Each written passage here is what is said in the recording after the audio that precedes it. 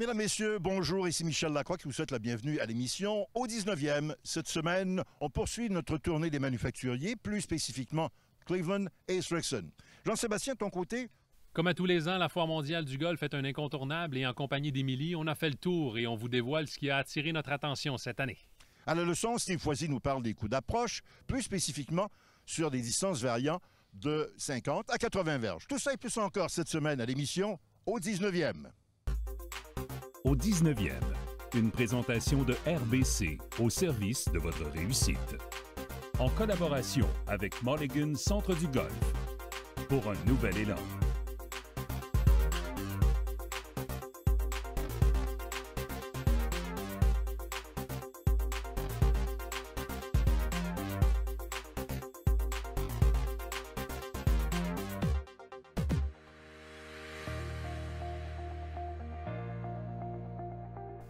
Le fabricant à exception n'est peut-être pas le premier nom qui nous vient en tête quand arrive le temps de nommer un fabricant. Par contre, avec des technologies intéressantes et un produit raffiné, il s'agit d'un joueur de l'industrie qui gagne définitivement à être connu. So, for those who don't know, XXIO is a line of products and a philosophy that's all about making golf as easy and as enjoyable as possible. So they're extremely lightweight, they're extremely high balance point designs, and all of that is so that your swing feels easy, feels weightless, feels really effortless, and it's going to improve many aspects of performance. More swing speed, more ball speed, more forgiveness. En 2020, XXIO propose aux golfeurs et golfeuses deux séries de bâtons différentes où la légèreté reste le point phare de leur identité. So, new for this year is the XXIO 11 and the XXIO X product lines. They're full product lines with woods all the way down into irons, and they both continue that same philosophy of easy to swing, lightweight, weightless feel.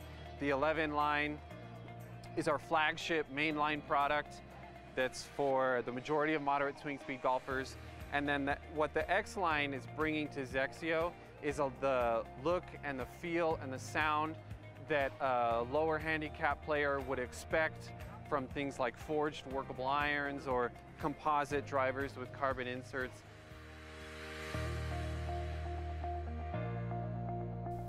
Chez Cleveland, on propose le tout nouveau boîte de départ Launcher HB Turbo. L'objectif était de faciliter le travail de tous les golfeurs et ce, peu importe le niveau de jeu. Beaucoup de technologies ont été mises en place pour vous offrir ce résultat.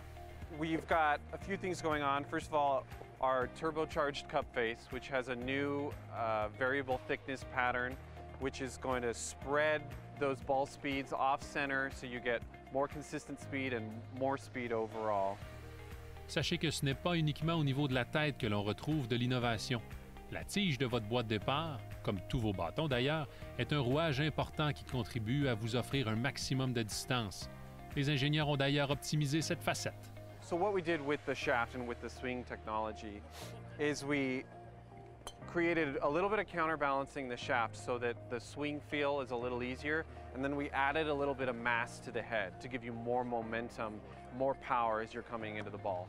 So the head's not going to feel any heavier because of that counterbalancing, but you're going to get the ball speed benefits of a slightly heavier club head. And then combined with the turbocharged cup face, you should see pretty significant ball speed gains over the previous generation.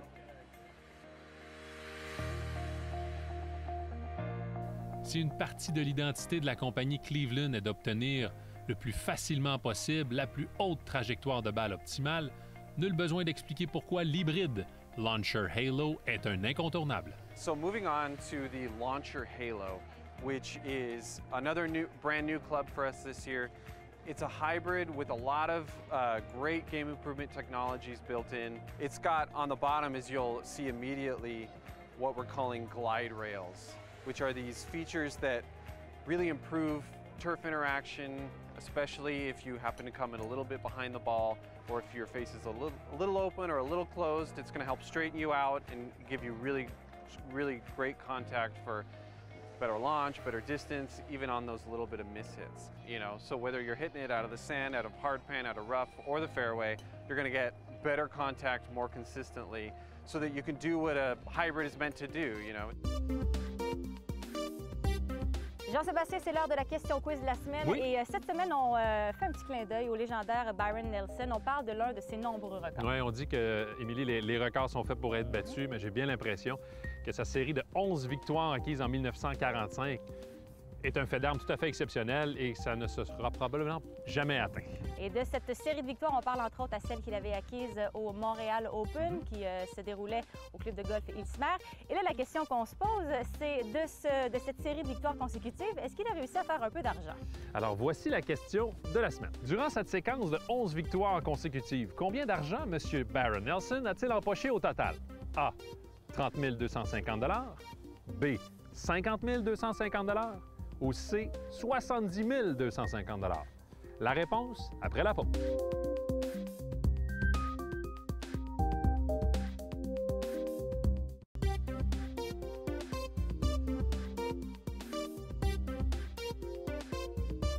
Avant la pause, la question était, durant cette séquence de 11 victoires consécutives de Byron Nelson, combien d'argent a-t-il empoché au total? La réponse est A, 30 250 $. Et de ce magot, on pense au chèque de 10 000 $ qu'il avait reçu, une somme considérable pour M. Byron Nelson à l'époque. Et l'histoire indique, Émilie, qu'il aurait remporté un 12e tournoi. Par contre, la bourse minimale n'atteignait pas les standards du circuit PGA Tour, alors cette victoire n'a pas été comptabilisée. Et pour conclure cette saison exceptionnelle de 1945, il avait terminé la saison avec 3 victoires consécutives pour un cumulatif de 18 victoires, une statistique qui ne sera probablement jamais battue. La Grande Foire du Golf, c'est le rendez-vous annuel des experts de l'industrie du golf et des professionnels de la PGA. On y découvre entre autres les dernières technologies en matière d'équipement et de technologie de golf, de vêtements et d'accessoires. C'est aussi la plus grande journée de démonstration en plein air au monde. Provenant de 80 pays différents, ils étaient près de 40 000 artisans de l'industrie à prendre part à cette 67e édition de la Foire mondiale du golf. Les 7 800 professionnels de golf certifiés qui étaient rassemblés représentaient une augmentation de 5 comparativement à l'année dernière. Le Canada est encore une fois la nation internationale la plus représentée en termes de participation. Comme c'est le cas depuis maintenant 18 ans, le tout a débuté à l'extérieur à l'impressionnant terrain d'exercice du club de golf Orange County National, qui s'étale sur plus de 170 000 m². C'est par une journée fraîche et venteuse du mois de janvier que l'on a mis à l'essai les bâtons, les accessoires et les éducatifs qui feront les manchettes en 2020. Par la suite, on se dirige à l'intérieur au centre de convention Orange County. Présenté sur 16 km d'allées, plus de 1000 exposants, dont 250 nouvelles compagnies cette année, ont permis à tout cet auditoire d'assister aux nombreux lancements de produits. Du côté des innovations, Callaway poursuit sur son aire d'aller avec l'apport de l'intelligence artificielle et la nouvelle famille Maverick. Les ingénieurs de chez Cobra Puma Golf passent en deuxième vitesse avec la nouvelle série King Speed Zone et Ping propose les nouveaux fers G710 et les fers droits Hepler pour ne nommer que ceux-là. Finalement, TaylorMade est l'un des rares fabricants qui brillait par son absence encore une fois cette année. Ça n'empêchera pas à ce géant de l'industrie de proposer à la planète golf, entre autres, les produits SIM, un abrégé signifiant Shape in Motion. Si l'on met le sac de golf de côté, l'horaire était pour le moins chargé avec les défilés de mode et leur tendance 2020, la présence d'enseignants de renom, plusieurs vedettes professionnelles dont l'américaine Lexi Thompson. On a pu aussi recenser des séminaires sur le nouvel handicap universel, l'enseignement aux jeunes, l'entraînement physique version 2.0 et les programmes technologiques qui permettent de faciliter la gestion d'un club de golf.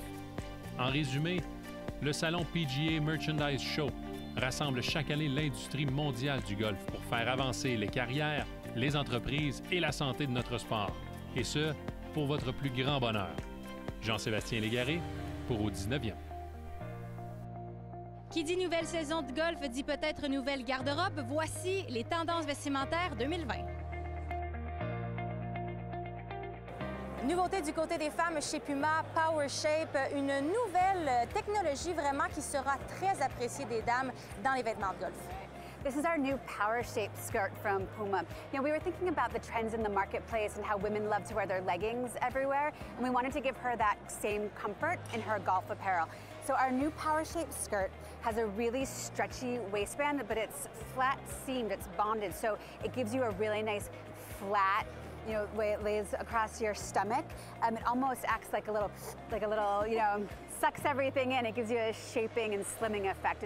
It's really a great technology. Because we want it to be tight, but comfortable. Exactly. And it's hard to get usually. That's right. So we offer it in a skirt silhouette and then also in a short and a capri and a full-length pant.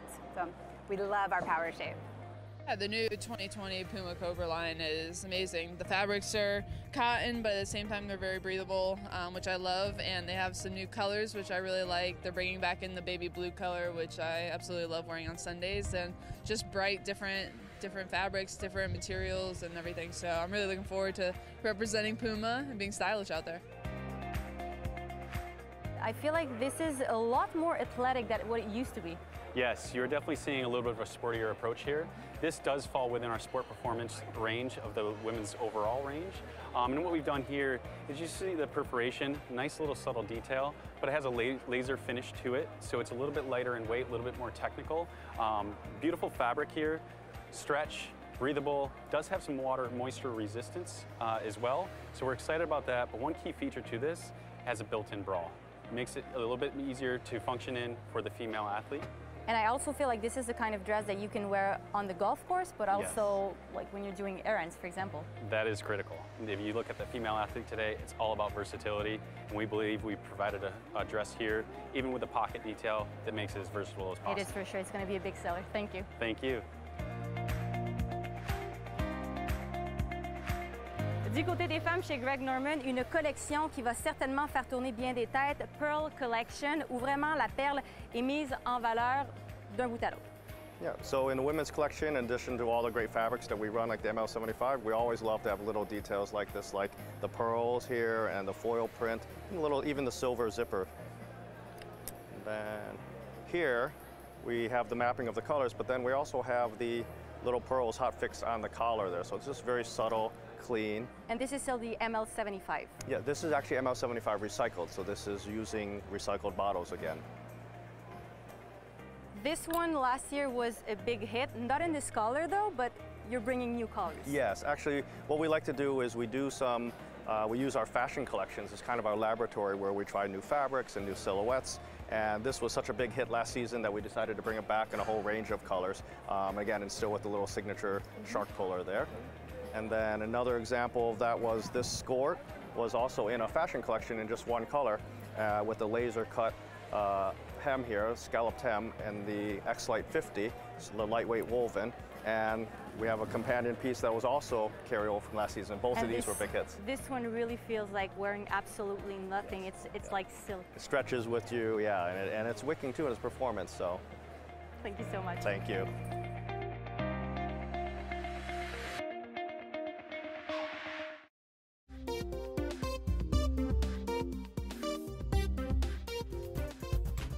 Ce conseil de golf est une présentation de Callaway. Donc, à travers les années, j'ai cru remarquer que les meilleurs joueurs de l'élite mondiale, avec un cocheur en main sur courte distance, ont d'excellentes aptitudes à projeter la balle sur une trajectoire qui est dite plane, tout en faisant stopper la balle rapidement lorsque la balle tombe sur le verre. Donc, ce qui est important de savoir, c'est comment on va réussir à marier les deux. On va vous familiariser aujourd'hui avec un lexique un petit peu plus technique qui va mettre en lumière les termes loft effectif, c'est-à-dire l'ouverture du bâton, c'est-à-dire on en a une à l'adresse, mais on en a aussi une à l'impact.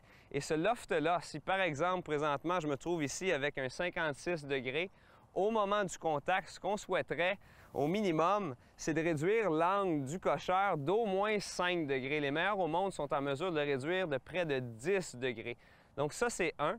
La deuxième chose, ça va être de garder un angle d'attaque, c'est-à-dire le bâton vient se poser au sol à un certain degré. On veut garder cet angle-là, oui, négatif, mais pas nécessairement plus à pic. Donc, chez les amateurs, la grande difficulté qu'on rencontre en tant qu'enseignant, lorsqu'on souhaite aider nos élèves avec leur coup de cocheur, c'est que lorsqu'on tente de réduire l'angle du bâton au moment du contact, les amateurs ont en général une tendance à faire atterrir le bâton sévèrement par terre.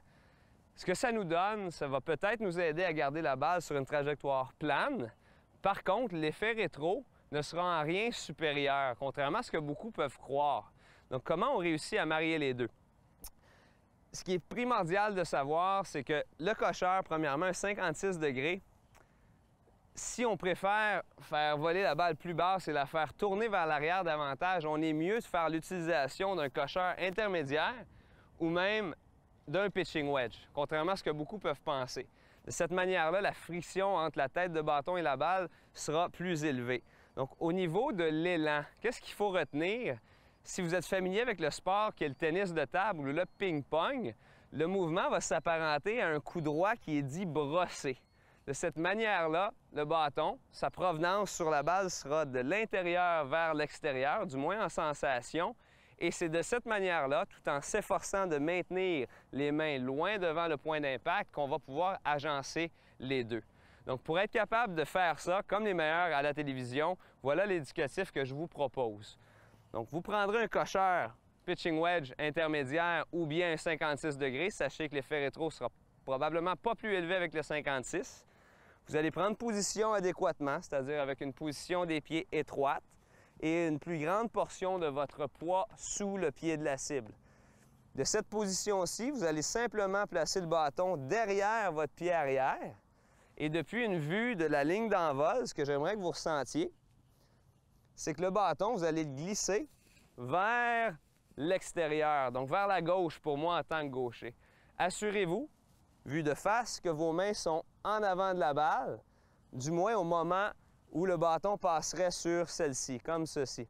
Donc de cette manière-là, vous allez réussir à marier les deux facteurs qui vont vous permettre de projeter la balle sur une trajectoire plane en plus de maximiser son effet rétro. Au niveau directionnel, si votre bâton se dirige vers l'extérieur, et ce sera subtil, vous allez avoir probablement une petite action de main qui s'agence avec le pivot de votre corps qui va contribuer à fermer le bâton davantage. Donc ça, c'est la sensation que j'aimerais que vous obteniez en exécutant. Par la suite, sans pratique, naturellement, c'est difficile d'avoir des résultats. Donc, je vous invite à vous exercer. Et il faut être conscient aussi des contributeurs à l'effet rétro. Donc, c'est naturellement vrai d'avoir des rainures propres pour procéder ainsi. Idéalement, il faut que la balle soit sur une position clémente au sol. Puis il faut connaître les facteurs qui vont influencer l'effet rétro. Donc, si vous avez des rainures qui sont embourbées, il faut les nettoyer. Si vous avez une balle qui n'est pas à niveau, c'est un autre facteur. Les deux autres qui sont un petit peu plus méconnus, qui vont vous aider à analyser le contexte, c'est lorsque la balle est dans une pelouse qui est plus dense ou plus longue, ou si le grain du gazon pousse à l'opposé de la direction que vous souhaitez prendre. De cette manière-là, il va se créer de l'obstruction entre la face et la balle. La balle aura pour effet en général, naturellement, on a le contact qui se doit d'être précis.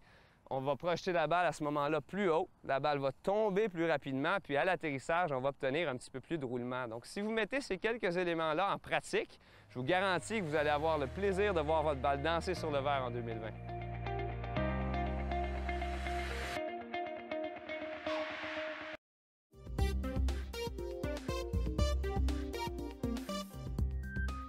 Cette semaine, l'équipe du 19e s'est rendue à Mirabel, plus précisément au club de golf Le Diamant, pour y rencontrer Marc Giroir, qui est le directeur de golf du club.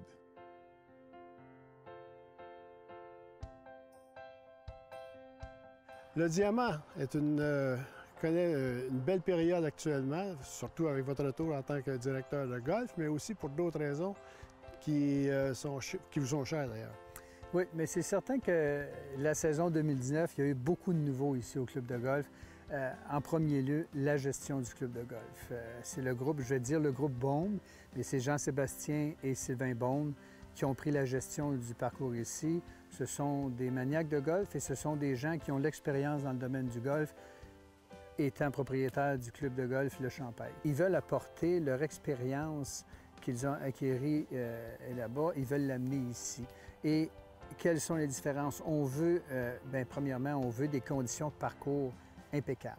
Alors, on veut offrir qualité-prix, on veut que le champêtre et le diamant soient en haut de l'échelle.